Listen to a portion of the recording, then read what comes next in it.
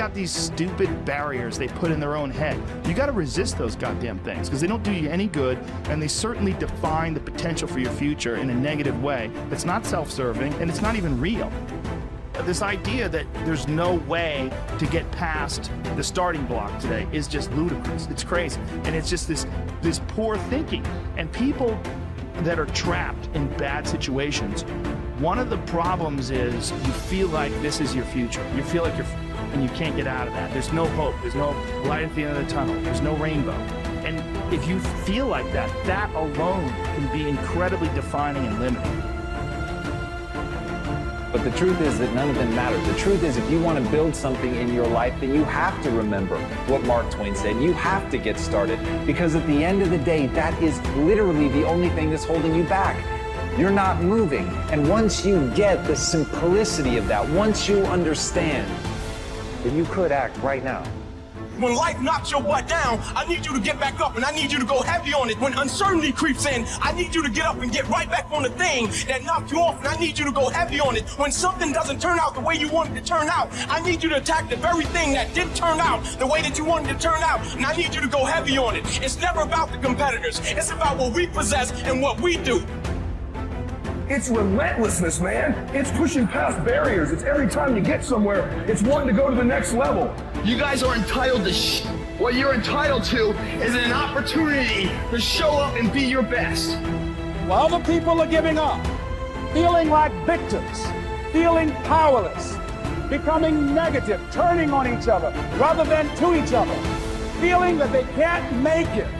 Be ye not conformed to this world, but be ye transformed by the renewing of your mind with the mindset of that it's possible that we can save this generation.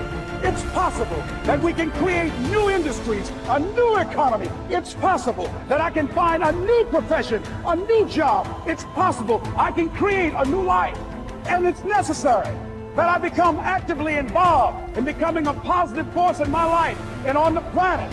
And it's me, yes, it's you, it's all of us, pulling together, working together to create this brand new future. And it's going to be hard. Easy is not an option. But if it's hard, we will do it hard. Whatever is required to snatch victory from the jaws of defeat. And it's worth it, yes. It's worth whatever we have to do. And once we know that, it is done. It is done. It is done.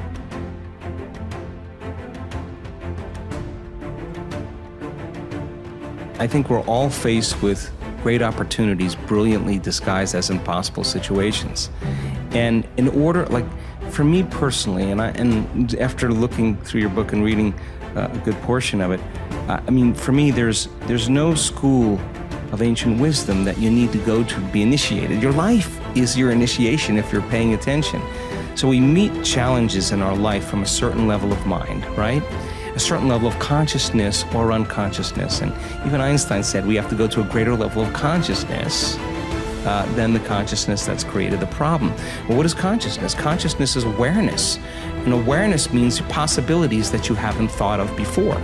So we confront problems or challenges in our life. And as a side note, I was having breakfast with a researcher just last week who's studying what happens when we perceive and condition in our environment as a problem, how it weakens the organism. They're measuring this. And when a person sees it as a challenge, how they draw energy, they raise the energy of their body back into order. So if we said, I want to be wealthy or I want to be healthy, well, what you want to be that because you're not it. So the initiation of going from not it here to it here, you're going to have to climb some steps, and there's going to be some blind spots. So you try it out and it doesn't work. Well, that's because there's a part of you that's still in a habit.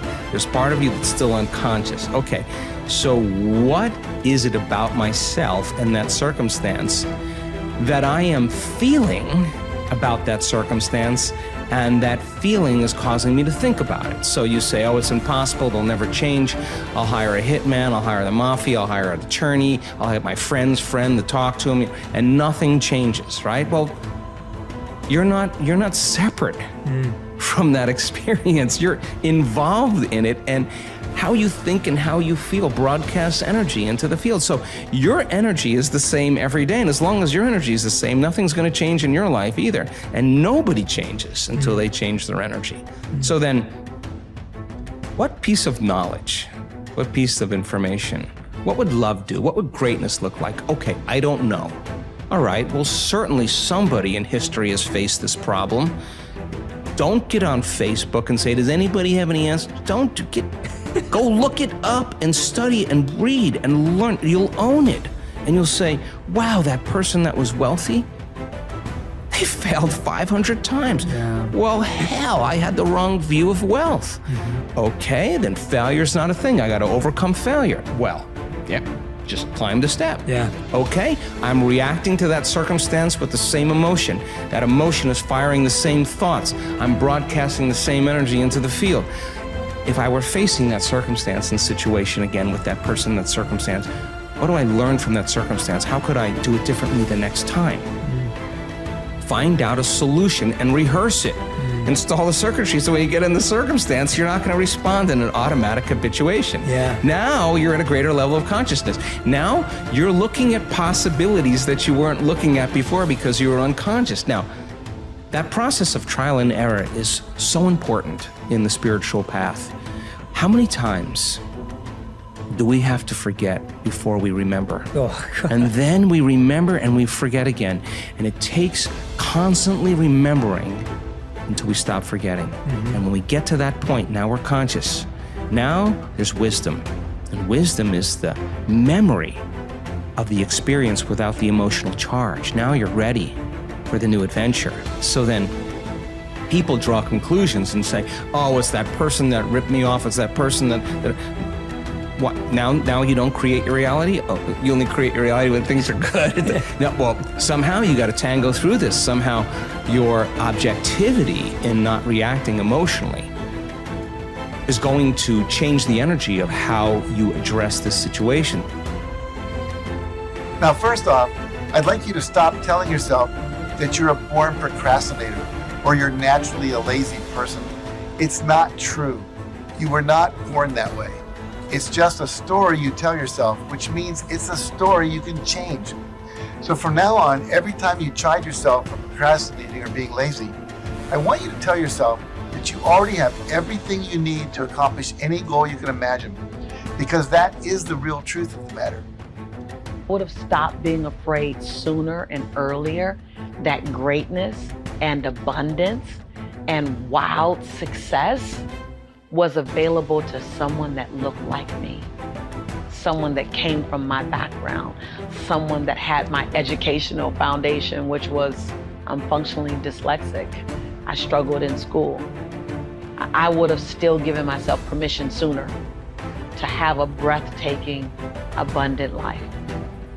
While I was transforming my life, I still kept this sense of disbelief.